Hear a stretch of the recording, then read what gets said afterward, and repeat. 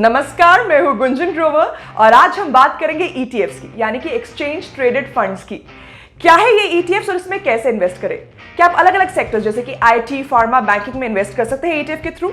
और क्या international market indexes जैसे कि NASDAQ में इन्वेस्ट किया जा सकता है ETF के जरिए? कितने टाइप के ETFs हैं और ओवर द इयर्स कितने परसेंटेज रिटर्न्स मिली हैं? म्यूचुअल फंड्स और स्टॉक्स में इन्वेस्ट करने से कितना अलग है ETFs में इन्वेस्ट करना? क्या है इसके प्रोज एंड कॉन्स? इन सब पर हम बात करेंगे। इंटरनेशनल मार्केट्स में तो ETFs काफी पॉपुलर है, लेकिन इंडिया में लोगों को इसके बारे में ज्यादा जानकारी नहीं है। That's where I come into the picture. So don't forget to subscribe to my channel to know more about the economy and the financial markets. Also, don't forget to like this video.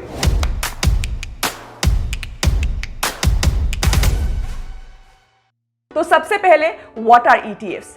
Exchange traded funds एक तरह का fund है या एक securities की basket है जो stock exchange पर ट्रेड होती है।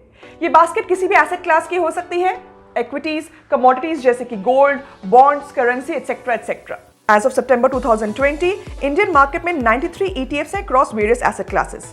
उनमें से equity ETFs are the most popular and manage assets of over 1.74 lakh crore rupees across 73 schemes. Most of these ETFs are passively managed, यानी कि ये किसी ना किसी इंडेक्स को रेप्लिकेट करते हैं या फॉलो करते हैं। जैसे कि सेंसेक्स का ETF सेंसेक्स के शेयर से बना है, वही निफ्टी ETF निफ्टी के स्टॉक से बना है। निफ्टी के बाद के NSE की नेक्स्ट 50 अपकमिंग कंपनीज के लिए भी ETFs हैं। अगर आप मिड कैप या स्मॉल कैप कंपनीज में इन्वेस्ट करना चाहते हैं तो उसके लिए भी ETFs हैं।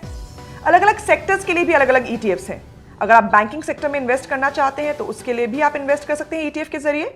वहीं सिर्फ प्राइवेट बैंक्स के लिए भी ETFs हैं। टेक्नोलॉजी, फार्मा, इंफ्रा सेक्टर्स के लिए भी अलग अलग ETFs हैं। हालांकि कुछ सेक्टर्स के ETFs में एज ऑफ नाउ ज्यादा वॉल्यूम नहीं है, तो किसी भी फंड में इन्वेस्ट करने से पहले उसका ट्रेडिंग वॉल्यूम जरूर चेक कर लीजिएगा। इसके अलावा आप गोल्ड ETFs में भी इन्वेस्ट कर सकते हैं। गोल्ड ETFs गोल्ड में इन्वेस्ट करते हैं।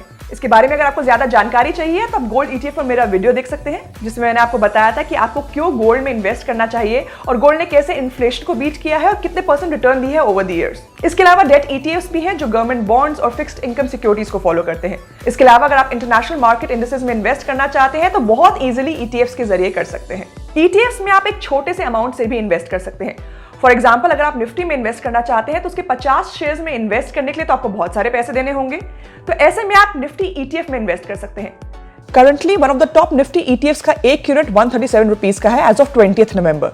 यूजुअली 100 to 150 रुपीज के बीच में ये रहता है। तो इतने छोटे से अमाउंट में आप इंडिया की टॉप 50 कंपनी की शेयर्स में इन्वेस्ट कर सकते हैं।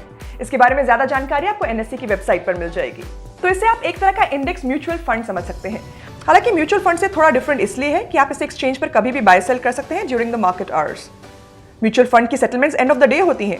ETFs को बाय या सेल करने के लिए आपको डीमैट और ट्रेडिंग अकाउंट चाहिए होता है, जो म्यूचुअल फंड्स में नहीं चाहिए। ETFs में आपको ब्रोकरेज देनी पड़ती है, which is not there in mutual funds. हालांकि ETFs आर पैसिवली मैनेज्ड, इनकी एक्सपेंस रेशियो यानी कि फंड को मैनेज करने की cost is lower than mutual funds. Mutual funds आपको इंडेक्स से बेटर रिटर्न्स देने की कोशिश करते हैं और ETFs इंडेक्स को मैच करने की कोशिश करता है। ETFs give you almost the same return as the benchmark index, but it is not exactly the same. ये जो डिफरेंस होता है रिटर्न्स में, इसे कहते हैं ट्रैकिंग एरर। तो किसी भी फंड में इन्वेस्ट करने से पहले उसका ट्रैकिंग एरर जरूर देख लीजिएगा। जितना कम होगा उतना बेटर होगा। तो ETFs एक अच्छा ऑप्शन है इन्वेस्टमेंट के लिए, स्पेशली स्मॉल इन्वेस्टर्स और उन लोगों के लिए जो स्टॉक मार्केट के बारे में ज्यादा जानकारी नहीं रखते हैं। यूजुअली ETFs के अंदर बड़ी बड़ी कंपनीज होती हैं जो एस्टैब्लिश्ड होती हैं, लेकिन ऐसी कंपनीज छूट जाती हैं जो छोटी हैं लेकिन उन्हें पोटेंशियल बहुत ज्यादा है और हाई रिटर्न्स देने की उम्मीद की जा सकती है। तो ऐसे में आपका पोर्टफोलियो बैलेंस होना चाहिए, डाइवर्सिफाइड होना चाहिए अच्छी रिटर्न्स के लिए। क्या क्या आपके पास ऑप्शंस है ये मैं अपने वीडियोस के थ्रू आपको बताती रहूंगी। So don't forget to subscribe to my channel and like this video. Until then, here's me Gunjan signing off. Bye bye. Keep calm and invest on.